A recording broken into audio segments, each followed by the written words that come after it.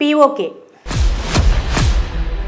That if this goes on, India will have take over Pakistan-occupied Kashmir. Pakistan ఆక్రమిత Kashmir POK 13,000 కిలోమీటర్ల వైశాల్యం ఉన్న భూభాగం.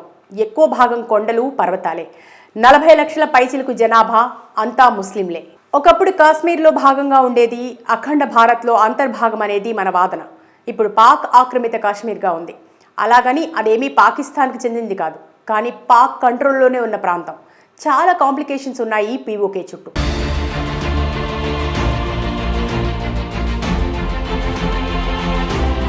దేశ విభజన జరిగిన తర్వాత కాశ్మీర్ స్వతంత్ర రాజ్యంగా ఉండేది. జమ్మూ కాశ్మీర్పై కన్నుపడిన పాకిస్తాన్ గిరిజనులను కాశ్మీర్ రాజు హరిసింగ్ మీదకు ఉసిగొల్పింది. గిరిజనుల ముసుగులో పాక్ సైన్యం తిరుగుబాటుకు ప్రాతినిధ్యం వహించింది. ఆ దాడిని ఎదుర్కోలేని రాజా హరిసింగ్ అప్పటి భారత ప్రభుత్వం సాయం కోరారు. కాశ్మీర్ను ఇండియాలో విలీనం చేస్తేనే సహాయం చేయగలవని భారత ప్రభుత్వం తెలిపింది. అలా 1947 అక్టోబర్ 26న కాశ్మీర్ భారతదేశంలో విలీనమైంది.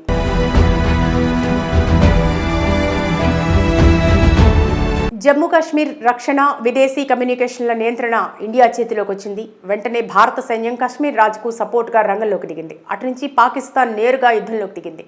ఇరు దేశాల మధ్య వార్ జరిగింది. సమస్య పరిష్కారానికి ఐక్యరాజ్య సమితి సాయం కోరింది ఇండియా.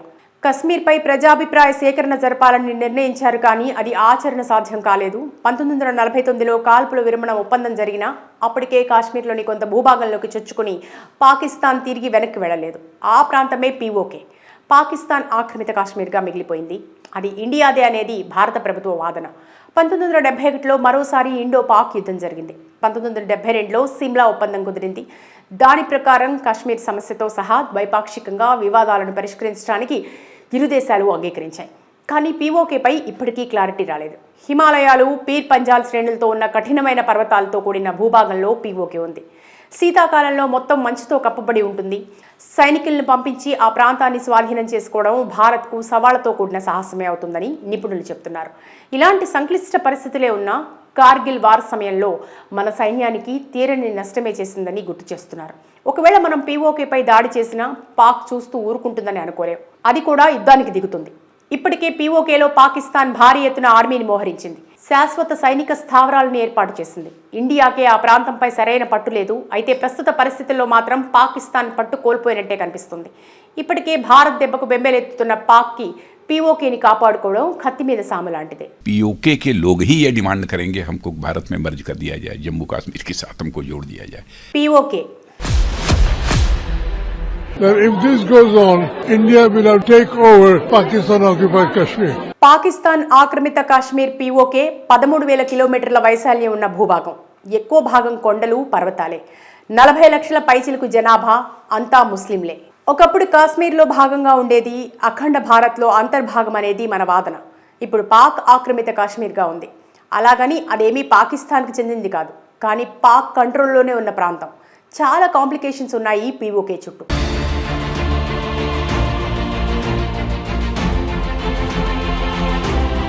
దేశ విభజన జరిగిన తర్వాత కాశ్మీర్ స్వతంత్ర రాజ్యంగా ఉండేది.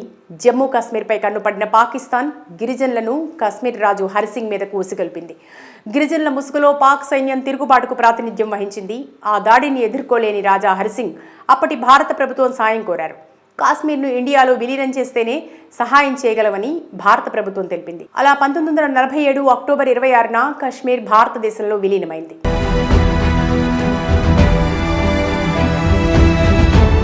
జమ్మూ కాశ్మీర్ రక్షణ, విదేశీ కమ్యూనికేషన్ల నియంత్రణ ఇండియా చేతిలోకి వచ్చింది. వెంటనే భారత సైన్యం కాశ్మీర్ రాజుకు సపోర్ట్గా రంగంలోకి దిగింది. అటు నుంచి పాకిస్తాన్ నేరుగా యుద్ధంలోకి దిగింది. ఇరు దేశాల మధ్య వార్ జరిగింది. సమస్య పరిష్కారానికి ఐక్యరాజ్య సమితి సాయం కోరింది ఇండియా.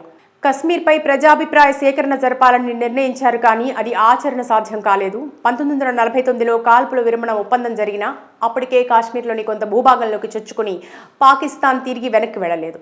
ఆ ప్రాంతమే POK, పాకిస్తాన్ ఆక్రమిత కాశ్మీర్గా మిగిలిపోయింది. అది ఇండియాదే అనేది భారత ప్రభుత్వ వాదన. 1971లో మరోసారి ఇండో పాక్ యుద్ధం జరిగింది. 1972లో సిమ్లా ఒప్పందం కుదిరింది. దాని ప్రకారం కాశ్మీర్ సమస్యతో సహా ద్వైపాక్షికంగా వివాదాలను పరిష్కరించడానికి ఇరు దేశాలు అంగీకరించాయి. కానీ POKపై ఇప్పటికీ క్లారిటీ రాలేదు. హిమాలయాలు, పీర్ పంజాల్ శ్రేణులతో ఉన్న కఠినమైన పర్వతాలతో కూడిన భూభాగంలో POK ఉంది. శీతాకాలంలో మొత్తం మంచుతో కప్పబడి ఉంటుంది. సైనికులను పంపించి ఆ ప్రాంతాన్ని స్వాధీనం చేసుకోవడం భారత్కు సవాళ్లతో కూడిన సాహసమే అవుతుందని నిపుణులు చెబుతున్నారు. ఇలాంటి సంక్లిష్ట పరిస్థితులే ఉన్నా కార్గిల్ వార్ సమయంలో మన సైన్యానికి తీరని నష్టమే చేసిందని గుర్తు చేస్తున్నారు. ఒకవేళ మనం పీఓకేపై దాడి చేసినా పాక్ చూస్తూ ఊరుకుంటుందని అనుకోలేం. అది కూడా యుద్ధానికి దిగుతుంది. ఇప్పటికే పీఓకేలో పాకిస్తాన్ భారీ ఎత్తున ఆర్మీని మోహరించింది. శాశ్వత సైనిక స్థావరాలను ఏర్పాటు చేసింది.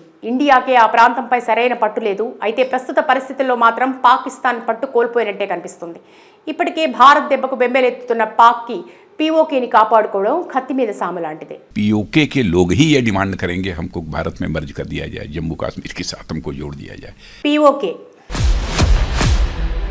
That if this goes on, India will have take over Pakistan occupied Kashmir. Pakistan ఆక్రమిత కాశ్మీర్ పీఓకే 13,000 కిలోమీటర్ల వైశాల్యం ఉన్న భూభాగం.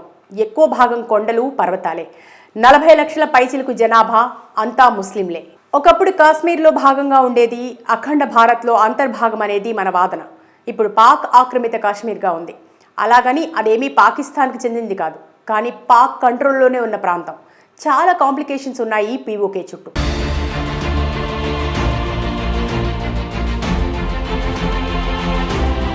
దేశ విభజన జరిగిన తర్వాత కాశ్మీర్ స్వతంత్ర రాజ్యంగా ఉండేది. జమ్మూ కాశ్మీర్పై కన్నుపడిన పాకిస్తాన్ గిరిజనులను కాశ్మీర్ రాజు హరిసింగ్ మీదకు ఉసిగొల్పింది. గిరిజనుల ముసుగులో పాక్ సైన్యం తిరుగుబాటుకు ప్రాతినిధ్యం వహించింది. ఆ దాడిని ఎదుర్కోలేని రాజా హరిసింగ్ అప్పటి భారత ప్రభుత్వం సాయం కోరారు. కాశ్మీర్ను ఇండియాలో విలీనం చేస్తేనే సహాయం చేయగలవని భారత ప్రభుత్వం తెలిపింది. అలా 1947 అక్టోబర్ 26న కాశ్మీర్ భారతదేశంలో విలీనమైంది.